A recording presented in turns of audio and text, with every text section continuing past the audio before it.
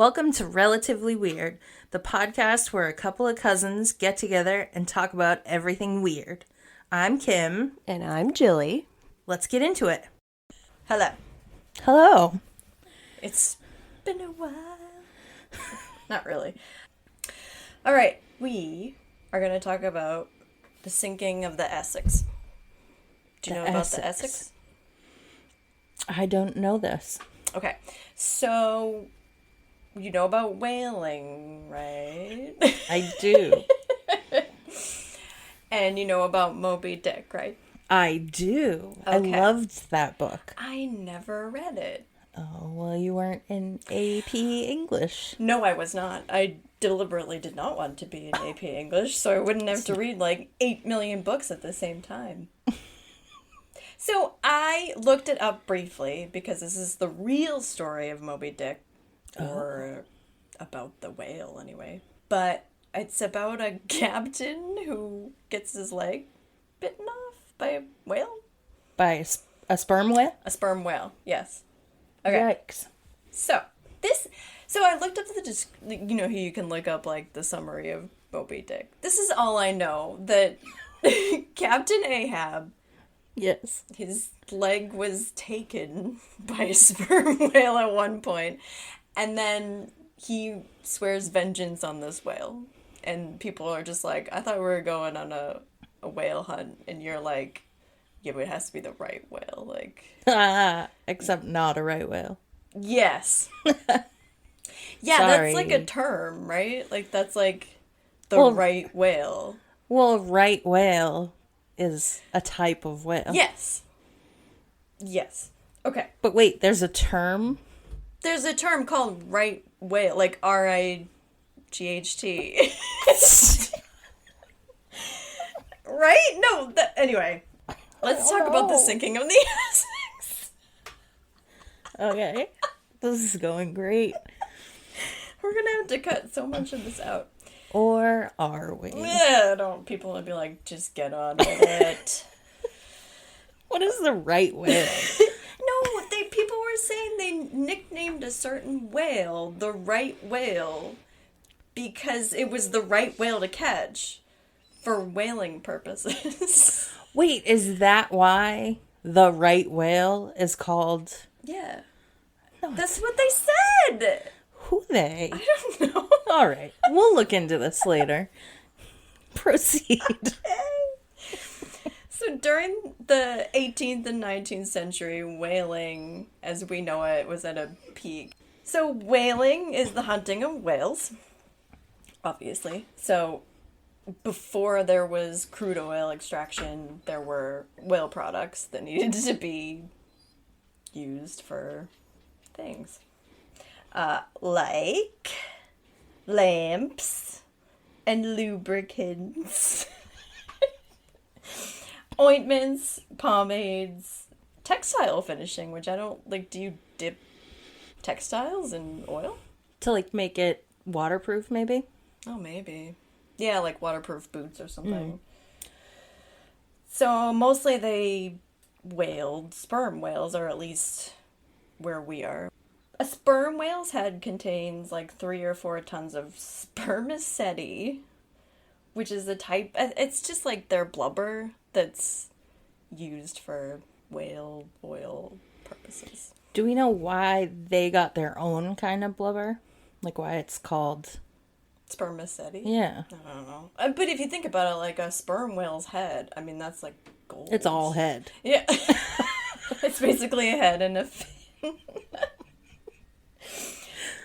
So whales in general are beneficial to the ecosystem. So I don't think we have to say, like, whaling is terrible, because it is terrible. And I was like, oh, we can talk about whaling and how we don't do it anymore. And I'm like, actually, that is not true. We just do it for different reasons now. But yes. I don't think we research. Right. But I don't think we use any actual whale blubber or oil or anything like that. No. So whales are beneficial to the ecosystem for their poop. For other things too, but phytoplankton subsist off of poop nutrients. And I was writing that, I was like, poop nutrients? Pooptrients. Pooptrients! Nitrate and something else. Phytoplankton is important because they consume about 40% of CO2 in our atmosphere, and they contribute, I think this is a little high, but I guess they contribute like 50% of the world's oxygen, which... What? That's what they said. Oh, I guess. I mean, if you think about it, if they're everywhere in the oceans, probably. No. Probably. I don't. I believe anything you say. Okay. August 12th, 1819. We're in Nantucket Island. So the whaling ship called the Essex set sail on what would be a 2-year-long whaling trip from Nantucket to eventually the South Pacific, which basically they were making a loop, like they were going south on the Brazil side of South America, making a loop around with the tip of Chile, and then up the other way. So George Pullard Jr. was 29 years old at the time of his first, I don't know if it was his first captain experience, but he was tasked to be the captain of the Essex. This boat would be crewed by 20 men. So these other names are important because they will come up later in the story. Some of the research I did, they were like, it was Tommy so-and-so and Joseph this, and it's like, I don't need everybody's name, but... I don't care. No.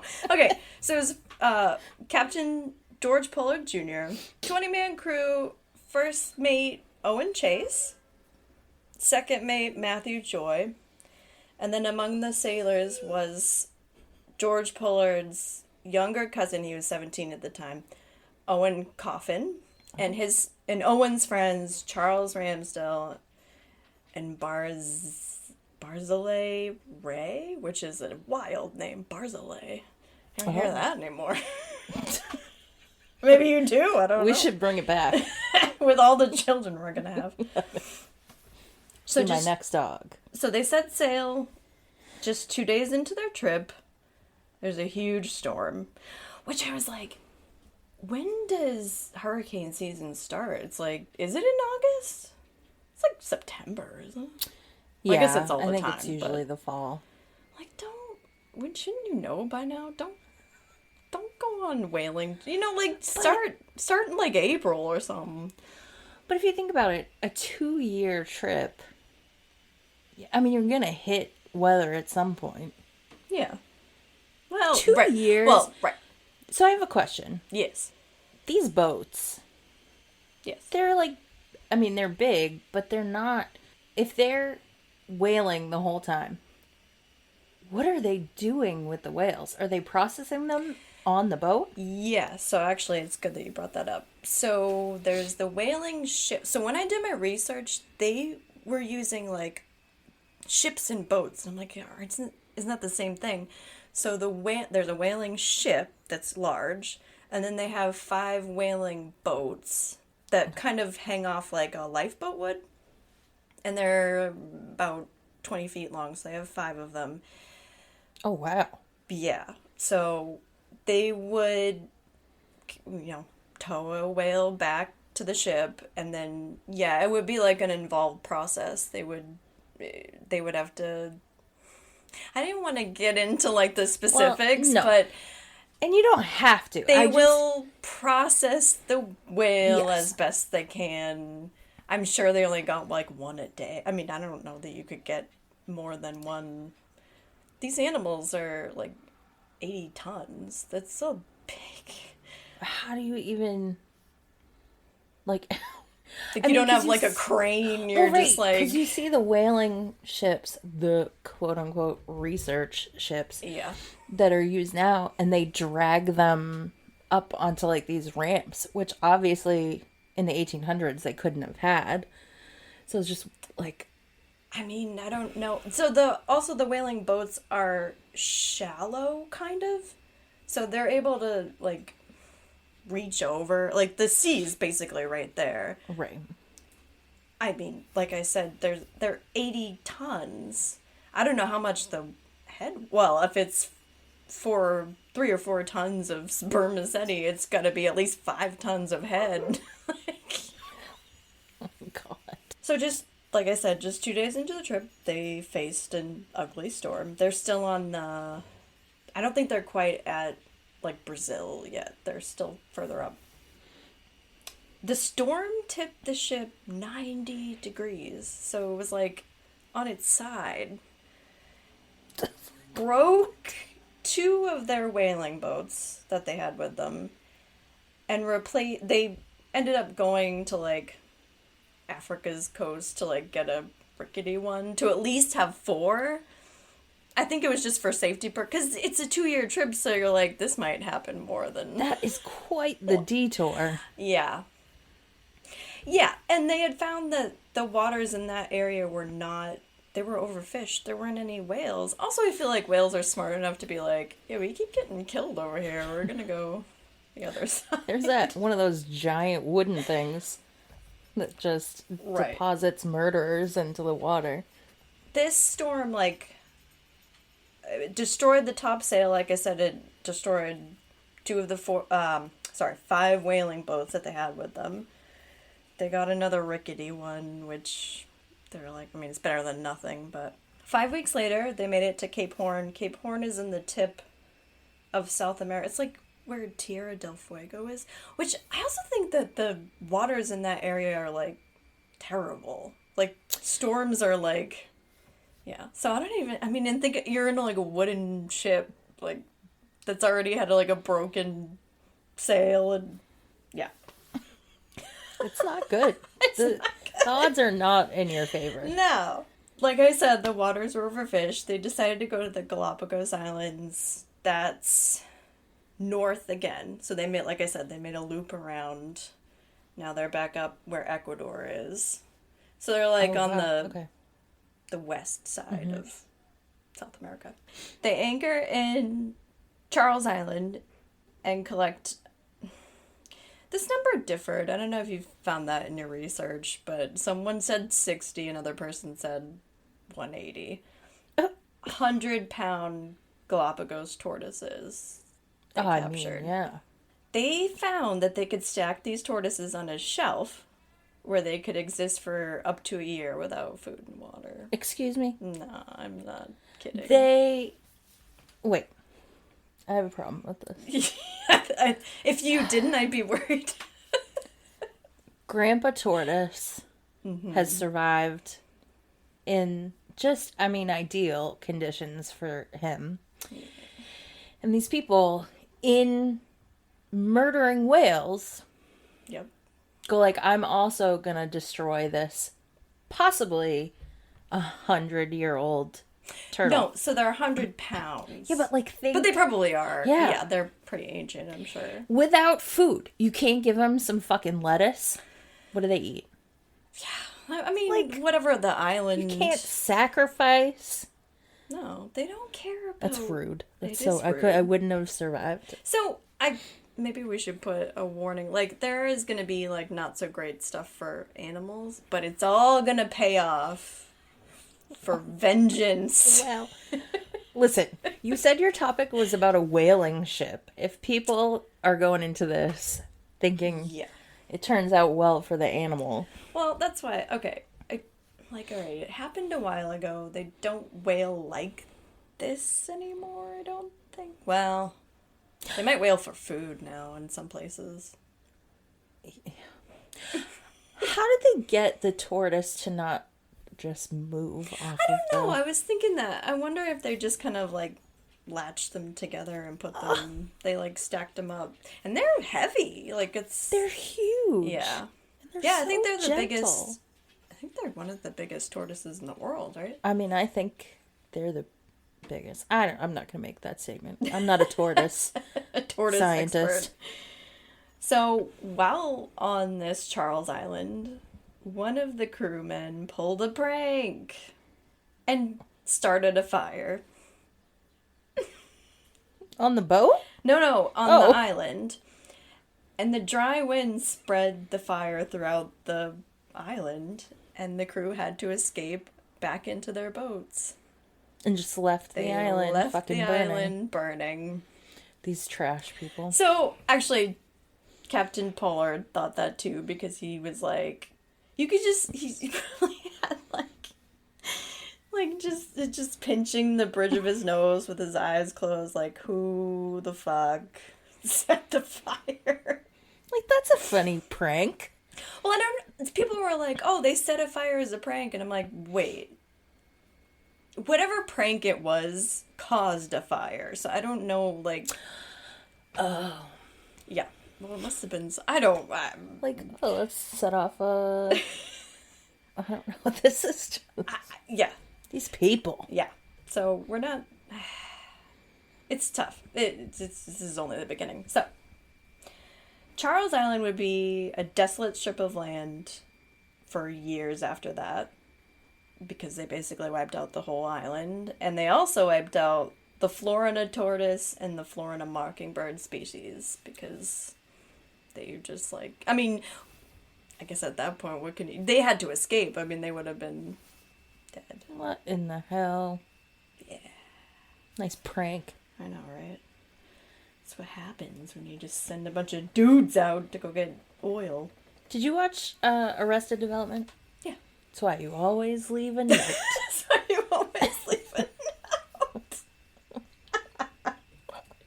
Okay, so we're in November now.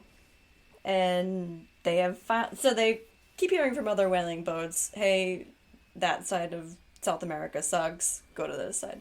So I'm just going to briefly tell you how they whale. I'm trying not to go into like the gruesome details, but usually they would take about 3 whaling boats out and they would race each other to the whale.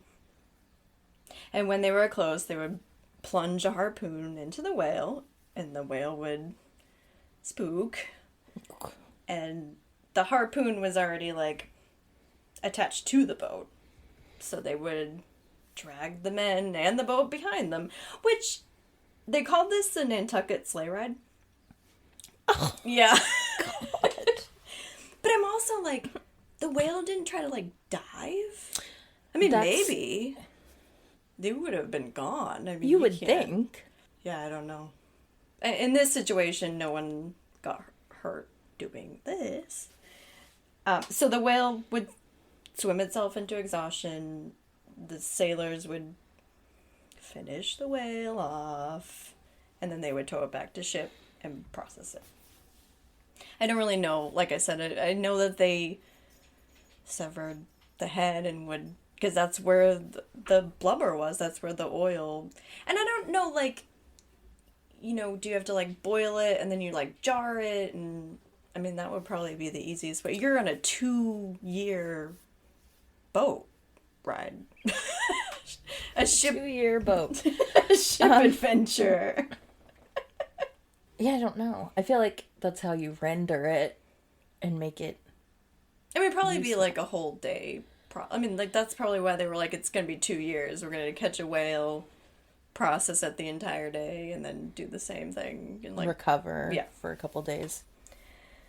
So Captain Pollard was off in his whaling boat while his first mate Owen Chase remained on his own ship to repair his own whaling boat. I'm sure that they had to do that quite often. Chase noticed a large, I think they call it a bull, sperm whale that was 87 feet in length, just staring at the ship. Okay, 87 feet, just off, just chilling at the ship. Just grilling them. Wow. The whale swam into the underside of the ship, making the Essex, like, violently sway. And then he disappeared for a little bit, and then he came back, and he hit the bow, like, head on, causing a huge... hole. Yeah, I mean, yeah. And then he left, never to be seen again. So some people think that the whale mistook the Essex for like another aggressive whale because of how much I guess they don't have good eyesight, so a lot of it's like whale sonar, right? Yes. Yeah. So they think that the noise on the ship repairing the whaling boat was causing him to be agitated. I think whales are smart enough to be like, you've been killing my friends for a few weeks now, so not happy about it. I do. I think that at that time, they could not have possibly realized how smart whales actually are. No, and I don't know if that theory was like a theory from back then or if people, I mean, I still think people don't like to attribute intelligence with any animals, but No, because then they'd have to feel bad about the things they do to them. yeah. But anyway. So, George Pollard kind of sees something happening in the distance, and he comes back to his ship in ruins. And Owen explains they've been stove in by a whale, but it's like one of you set a fire, and we had to, yeah. So they just scrambled to get all the supplies they could into 3 whaling boats. They gathered 200 pounds of hardtack, which is basically flour and water. It's like a crude, like, cracker. Okay. Yeah. Which I think they just had, just tied them over until they arrived at some port. 65 gallons of water and only 2 Galapagos tortoises, so I don't know what happened. Like, I wonder if they were like, they could swim to a nearby... Freedom. Unless they were fucking strapped together. True. I know. Damn it. But it also, like, kind of interesting that tortoises they're, like, hardy. I mean, I know for a fact they're hardy. For those who don't know, I have a Russian tortoise at home. He's 21 this year. He's 22 this year, I think. Aww. Yeah. So they had 3 functioning whaleboats left. They split them between Captain Pollard, First Mate Chase, and Second Mate Matthew Joy. Each leader of the boat had a pistol or a musket, and Pollard saved his navigational tools. That was, like, obviously. Yes. The nearest bits of land that they knew of were the Marquesas Islands or the Society Islands, but they thought that both islands were inhabited with cannibals, so they didn't want to go there. They're like, I think we can make it to maybe not somewhere as close, but we don't want to get eaten. How's it feel? So, actually, these islands, somebody had wrote after this fact that they were visited regularly by traders, and they didn't have a problem with cannibalism. So the crew, they're out in these boats, they're under the sun, they're starting to break out in sores, and the water would run out pretty fast. They were trying to ration it, but they ended up drinking their own urine at a certain point. And a lot of these boats, or a lot of them, probably all of them, had to endure, storms like they did before and whale attacks at night. So it's like you're in a tiny ass boat. 20 feet's not... So whales before this were actively attacking sometimes ships at night? Yeah. And then they were attacking their small boats. So you're lucky you didn't get... your whole ship was destroyed by a huge sperm whale. Right. Oh my. So they finally reached Henderson Island, where they remained for 2 weeks, and they subsisted off of bird eggs and fish, and they luckily found a stream they could drink from. But having 20 guys, you're at that point, you're out of bird eggs, you're probably, They quickly realized, like, okay, we gotta... Maybe some of us can stay here, and the rest of us can move on. 3 people from Nantucket decided to be left behind. What would you do? Would you rather take your chances out on the sea again, or would you just be like, just leave me on the island and someone will come get me? It's Henderson Island has a name, so somebody's got to know about it. Where is Henderson Island in relation to, like, the South American coast, I guess? When I was looking at maps, it's just like in the middle of the ocean. It's not super close to the continent. Yeah. I mean, it's far enough away. And they're in whaleboats. I mean, they're like rowing. You know?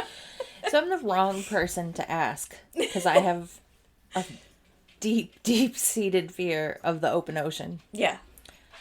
So I wouldn't be a whaler in the first place. But where do you think your chances would be better? On an island that you might go, all right, maybe we have to wait. Like, we got to become really good at fishing. You know. I think I'd stay on the island. Yeah. I think I would too. That many people in that size boat, imagine you'd just be like, I'm gonna kill you. Well, right. That's what I was thinking. I'm like, okay. I'm gonna throw you overboard. Yes. Like, you're in, I mean, you know, they tried to stick together. Yeah. But it's like, can you just take John over here and we'll trade you Henry? Because I can't deal with his shit anymore. The other thing is, and these people lived in Nantucket, so people from this area, we're not built to be in the southern hemisphere sun for long stretches of time. No, I didn't think of that either. So you're just open. Like, at least on the island, you could go under the trees or whatever. Yeah. Yeah, and still a stream would be better than your own urine after a certain time. I mean, I'm sure they filled up before they left with what they could. Stream. Yeah. By, let me see, mid-December, some of the boats began to take on water. They're shallow enough that if you have like a terrible storm, some stuff's going to come in. And then by January, all their poultry rations were gone. So they must have found like chickens on the island or some birds. I don't know. Second mate, Matthew Joy, succumbed to his pre-existing tuberculosis and died. He had tuberculosis already? Like everybody had tuberculosis. I mean, they probably had the beginnings of tuberculosis. I mean, if you're around Matt. But he knew that? Well, I guess. I mean, how would you know if it was that early, I guess? Coffin up along. So he was buried at sea. They just pushed him overboard. Buried at sea sounds nicer than just like rolled him over the side of the boat. That's not respectful. So over in Chase's boat. Now I was thinking, like, we watch what is it? Not Alone. Is it Alone? Mm-hmm. How they're alone. But like, it could be like, can you imagine a reality show where you're just at sea, not Deadliest Catch, but like you're in boats with however many other. It makes me think of another favorite podcast of ours, Maroon. Yes. That guy was on the boat forever. Oh, right. It was over a year, right? I think it's like so. 400 days or something? Yeah, 400 or 500 days. Oh, God. Ugh. Well, over in Chase's boat, one man went mad. He stood up, ordered a dinner napkin and water, and then fell into convulsions and died a day later. So it's just Jesus. Starvation and delirium. So the crew. I love when you do that, because I'm like, great, what's coming? What do you think the crew did? Ate him. Yeah. 1,000% they ate him. The crew separated his limbs from his body, cut out his organs, and roasted them to eat. Please hold. Yes. What on earth did they have with them that to could roast remove them? That could remove dismember him? Probably just the a stuff. No, fucking pocket knife. No, well, they had whaling tools. Right. Yeah. Gotcha. Okay. So over the next 3 weeks, 3 more sailors died, were cooked, and consumed. The problem with this, besides the obvious, is that the cannibalized sailors were devoid of fat. Oh, right. So fat is something the body needs to help absorb nutrients. So while they might have been eating like 3,000 calories, it was hard for them that didn't have fat to absorb And then there was no fat on their bodies to get the fat in. So it's just... Can I just point out how ironic it is that they were trying to avoid the cannibal islands? That's whatever. They became the cannibal. They were cannibalized anyway. Yeesh. And those islands, if the traders stopped at those islands frequently, they could have gotten a ride from someone. True. Just been like, sorry, our boat capsized. Just hitchhiking. Yeah. Water hitchhiking. Yeah, what is water hitchhiking? I don't think it's a thing. So another storm caused the third boat. So Matthew Joy's boat, who wasn't his boat anymore because he was dead. But whoever took over his boat, they got separated from the other two.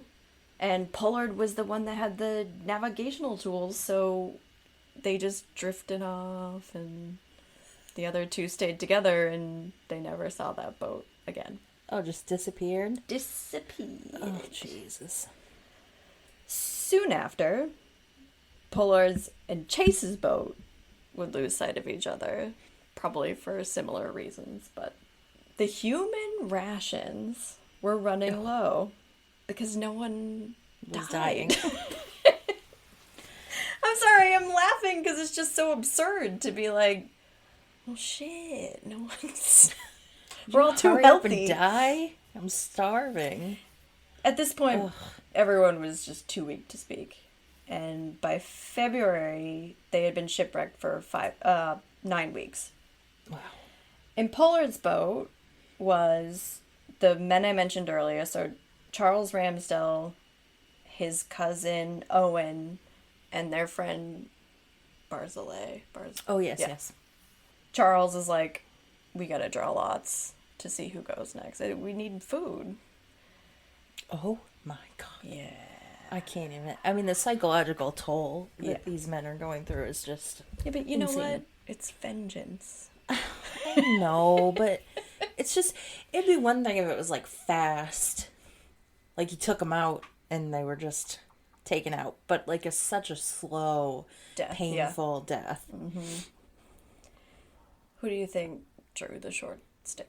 Is it our buddy Barzillai? No. Oh, okay. No. Owen. Yeah. Yep.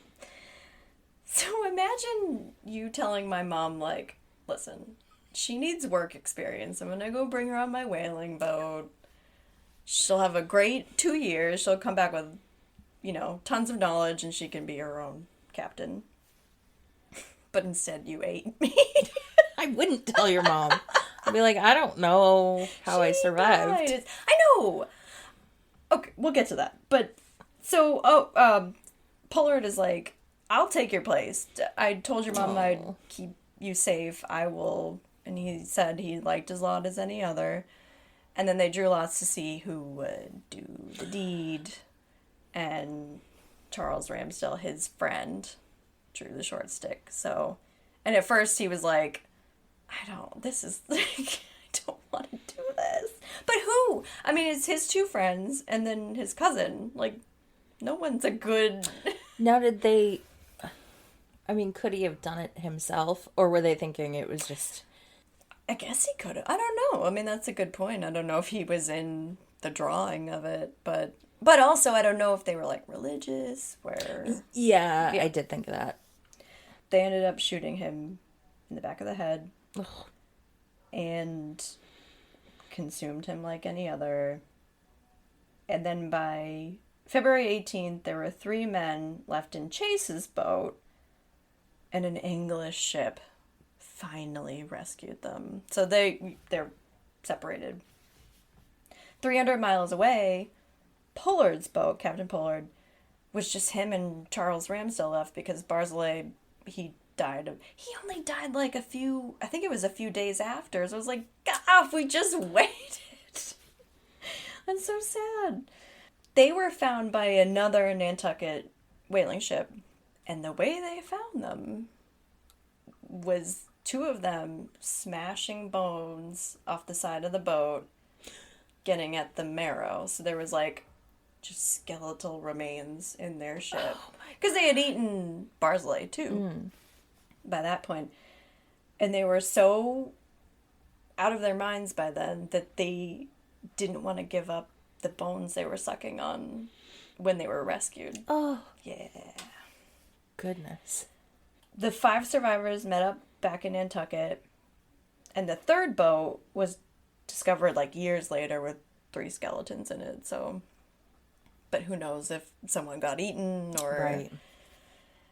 They didn't know for sure that they were them, but I was like, it's a pretty good coincidence. The 3 men who stayed behind on Henderson Island were rescued by an Australian ship.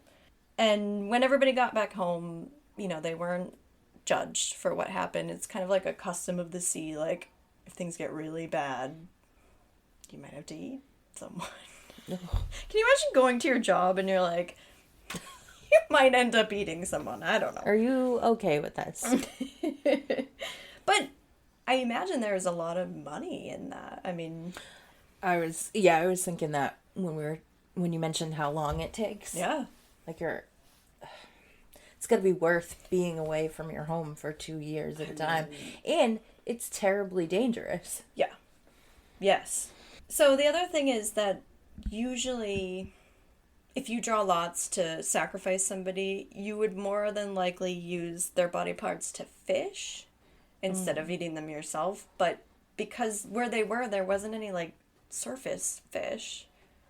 So they had to actually eat the body parts instead of just fishing. Which I'm not, like, you know, on a whaling ship, you didn't have any, I don't know what, I guess you would use maybe nets at that time. Did they ever have, like, poles? That's probably, like, a future thing. Yeah, I don't know. And like you say, they're usually in the deep parts of the ocean, so there's not... Yeah. There's not a lot just chilling. And I would imagine they were like, well, we don't even need to do that. There's so many ports, right. But if you can get to them. So Captain Pollard would go on to captain 2 more whaling boats. Both were in wreckages. Both were wrecked. And he was just like, I'm going to retire at this point. You'd be like, I need a job on a whaling ship. And they're like, Captain... They look at your resume. No, they're like, you could work for this guy. Right. And you're like, oh. Not him. I'm going to wait. So every year on the anniversary of the wreck, he would lock himself away and fast because his aunt never forgave him for eating her son. How would you feel about, I mean, you don't have children, but it's like, we ate your dog, which is probably really likely, like, if you were somewhere and your dog was there. And... I guess. Would you eat your dog? Oh, that's an impossible question. Yeah, but he ate his cousin. I don't know. That's an impossible... I don't think you can fathom yourself in that mindset. Yeah. Like, being that hungry. I think you just go crazy. Yeah. When you think about just hangry, you're like, I need something. You start imagining that they're like a hot dog. So, First Mate Owen went on to have a successful whaling career, but he had PTSD for the rest of his life. So, after his retirement, he would often hide, like, food in his attic, and he suffered from frequent headaches and eventual mental illness, and that's where the story ends. And then, Great. was, later developed into Moby Dick. That wasn't as bad as this story, but... No, I mean... Basically, I was like, okay, this is a story that influenced Moby Dick, but Moby Dick, there wasn't cannibalism, right? It was just a whale that was kind of being a dick. Although not really, but no. From their perspective it was.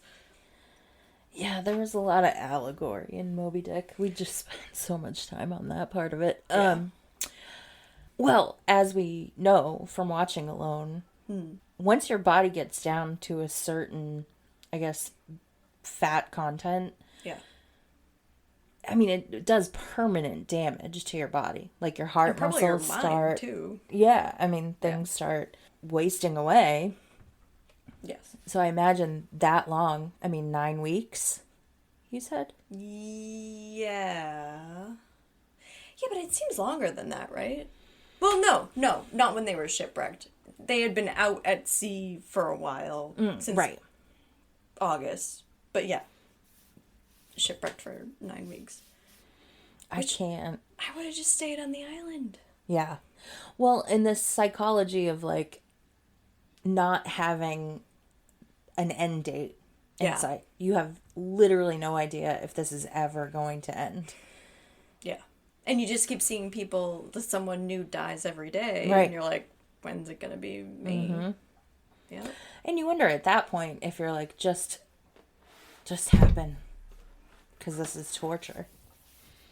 I feel like maybe that's why Owen was like, I'd rather have right. a bullet in my head than, you know. I mean, he had eaten people by then, too. I don't think you ever get over that. No. Oh, like, no. accidental cannibalism. You know, there's deliberate cannibalism, which you know Yes. about, like, true crime and stuff, but... Circumstantial. Yeah. Yeah. And at Well, that and point, like you said, if they're very religious, yeah. they wouldn't even commit suicide. No. The act of eating somebody is just... I think at that point, you just be like, just drop me off in the Marquesas Islands. I don't care. Like, you can be eaten anyway. And, well, right, exactly. We don't even know for sure if that's what's Yeah. going to happen, so let's just try at this point. Right, you would think that, because somebody else, an expert, had said, yeah, traders would go there all the time, but, like, what kind of traders? Are you just not talking with the same kind of, is it traders from South America that just know it better, and, you know, you didn't talk to them, but I kind of feel like, yeah, that island's cool, that island's not. Like, you would have, like, a Facebook group Oh my God, for your check the whaling chat. people. Has anybody said anything about this place? What are their reviews? Right. Is the dump open? Why didn't they take my trash? All right.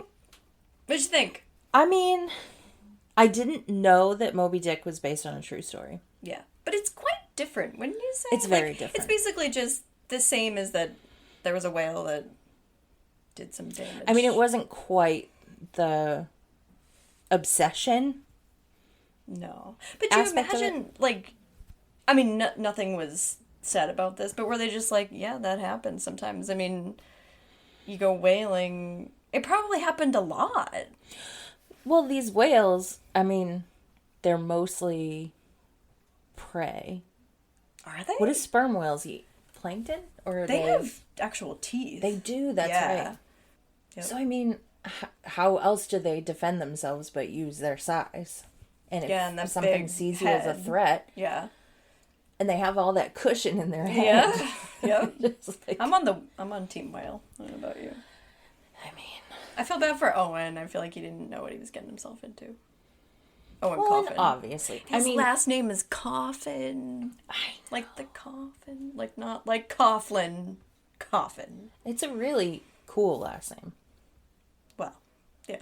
In your world. Well, I mean, certainly we recognize that, like, times are different and people they thought, I mean, that's what you had to use. It's interesting though. I was thinking, oh yeah, like they didn't know that you could get oil from the earth yet. Right. But think about like the oil industry in general has just been like shitty. It's Not, rough. it ain't great. It ain't great. It ain't great.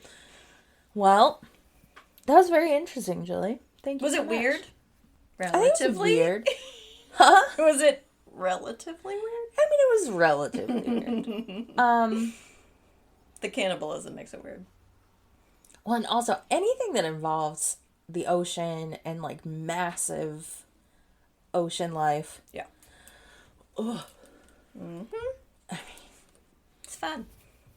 It's so scary. Hey. All right. Well, that's that on that then. Good job. See you next time. Thanks for listening to Relatively Weird. If you like what you hear, make sure to leave us a review and follow us on your podcast player of choice. You can also find us at Relatively Weird the Pod on Instagram.